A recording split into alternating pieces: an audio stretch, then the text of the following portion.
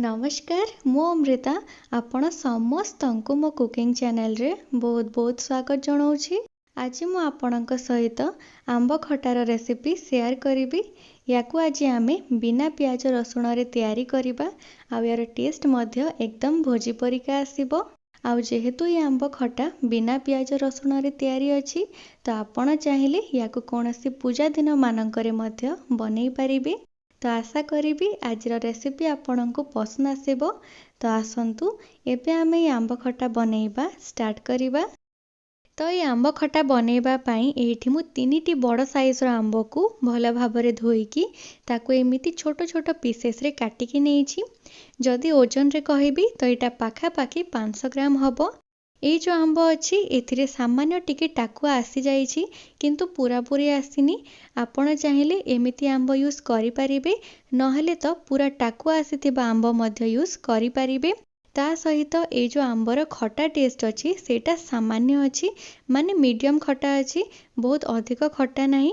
किंतु जदि आपणको बहुत अधिक खटा थिबा आंब पसंद तो आपण सेई आंबरे मध्य ए आंब खटा बनै परिबे। खाली एतिकी जे आपणको गुड़ किंबा चीनीर क्वांटिटी टिके अधिक लागिबो। एबे आमे गोटे कढ़ई किंबा पैन गरम करिकी सेथिरे देई दबा 2 बड़ चामच तेल। तेल गरम हे गले एबे आमे एथिरे गोटे चामच जेतिकी पंच फुटण देई दबा। पंच फुटण दबा द्वारा तार टेस्ट आ बास्ना बहुत ही बढ़िया आसी थाए। ता सहित 2टी सुखिला लंका देई दबा आ अल्प किछि भृसंग पत्र। एबे आमे ए सब को सामान्य टिके भाजी दबा। बहुत अधिक समय पाए भाजीबेनी, केवल किछि सेकेंड पाए भाजी देबे। एबे एथिरे आमे काटिके रखिथिबा आंब को देई दबा आ फ्लेम को एबे मीडियम रे रखिकी आंब को भाजी नबा। आंब को एबे आमे सामान्य टिके बस कलर चेंज हबा पर्यंत भाजीबा। माने आंबर जो चोपा अछि ना सेटा जितेबेले सामान्य टिके हळदिया हबा को लागिबो सेते टाइम ही आमे ताको भाजीबा। तो देखंतु एठी आंबर जो चोपा अछि सेटा सामान्य टिके हळदिया कलर हे जाइछि। एबे आमे एथिरे स्वाद अनुसार लूण किंबा आधा चामच लूण ऐड करिबा। ता सहित आधा चामच जेतिकी हळदी गुंड आउ टिके भल कलर आसीबा पई एथिरे आमे आधा चामच जेतिकी काश्मीरी लंका गुंड ऐड करिबा। एटा दबा द्वारा जमा भी राग लागिबनी, केवल भल कलर आसीबो। किंतु जदि आपण याकू टिके रागुआ बनेबा पई चाहुचंती तो एथिरे अल्प टिके राग लागुथिबा लंका गुंड पकेई परिबे। तो सबु मसला देकी याकू आमे भल भाबरे मिसेई दबा जेमिति कि आंब उपरे सबु मसलाटा भल भाबरे कोट हे जिवो। फ्लेम को आपण एमिति ही मीडियम टू लो रे ही रखिकी आंब को मिक्स करिवे। एबे देखंतु सबु मसला भल से मिक्स हे गलानी। एथिरे मु एबे 2 चामच जेतिकी पानी ऐड करूची। एटा दबा द्वारा ए जो मसला अछि सेटा पोड़ीबनी, ता सहित आंब मध्य जल्दी सिझी आसीबो। तो एबे पानी देकी याकू भल भाबरे मिक्स करि सारिबा परे एबे आमे आंब को कवर करि दबा आउ पाखा पाखी 50% कुक हवा पर्यंत सिझेई नबा।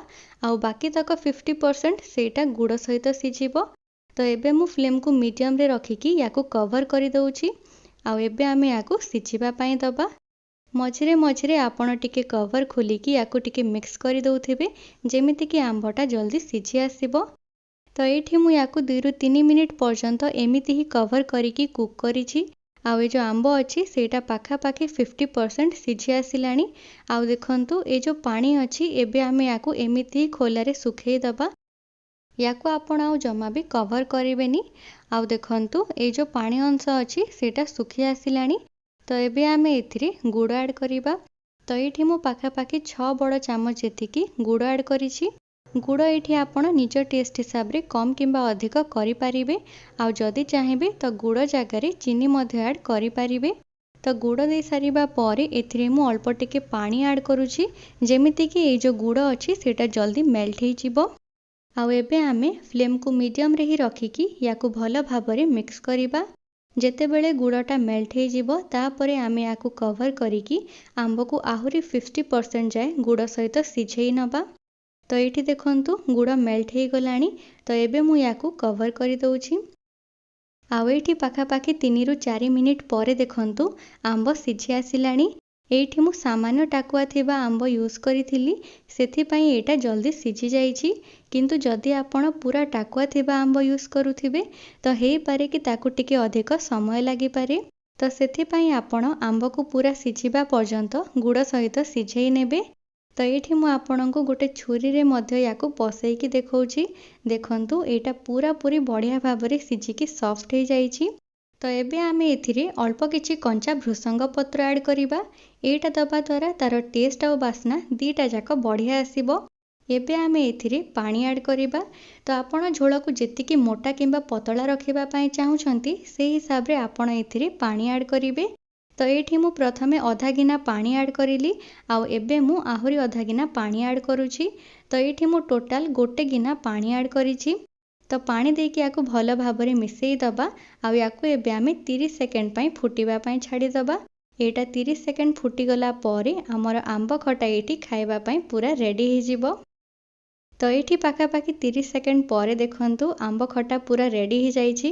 ଆମ୍ବ ବଢ଼ିଆ ଭାବରେ ସିଝି ଯାଇଛି, ତା ସହିତ ଝୋଳର କନସିଷ୍ଟେନ୍ସି ମଧ୍ୟ ମୁଁ ଏତିକିରେ ରଖିଛି। ଏବେ ଆମେ ଫ୍ଲେମ୍କୁ ଅଫ୍ କରିଦେବା, ଆଉ ୟାକୁ ଏବେ ଆମେ ଗରମା ଗରମ ଭାତ ସହିତ ଖାଇବା ପାଇଁ ସର୍ଭ କରିବା। କିନ୍ତୁ ତା ଆଗରୁ ଯଦି ଆପଣ ଚାହିଁବେ ତ ଅଳ୍ପ ଟିକେ ଭଜା ଜିରା ଓ ଲଙ୍କା ଗୁଣ୍ଡ ଏଥିରେ ପକାଇ ପାରିବେ। ତା ଦ୍ୱାରା ମଧ୍ୟ ଟେଷ୍ଟ ଆଉ ଟିକେ ଭଲ ଆସିବ, କିନ୍ତୁ ନ ପକାଇଲେ ବି ଚଳିବ, ସେଇଟା ଅପସନାଲ୍ ଅଛି, ଆପଣ ଚାହିଁଲେ ପକାଇ ପାରିବେ। ତ ଆଶା କରିବି ଆଜିର ରେସିପି ଆପଣଙ୍କୁ ପସନ୍ଦ ଆସିଥିବ। ଯଦି ପସନ୍ଦ ଆସେ ତ ଭିଡ଼ିଓକୁ ଲାଇକ୍ କରିବେ, ନିଜର ଫ୍ରେଣ୍ଡସ୍ ଓ ଫ୍ୟାମିଲି ସହିତ ସେୟାର କରିବେ, ଆଉ ଆଗକୁ ଏମିତି ହିଁ ରେସିପିସ୍ ଦେଖିବା ପାଇଁ ଚ୍ୟାନେଲକୁ ସବସ୍କ୍ରାଇବ୍ କରିନେବେ। ତ ପୁଣି ଭେଟ ହେବ ଆଉ ଗୋଟେ ନୂଆ ଭିଡ଼ିଓରେ। ସେତେ ଯାଏ ରହିଲି, ନମସ୍କାର, ଜୟ ଜଗନ୍ନାଥ।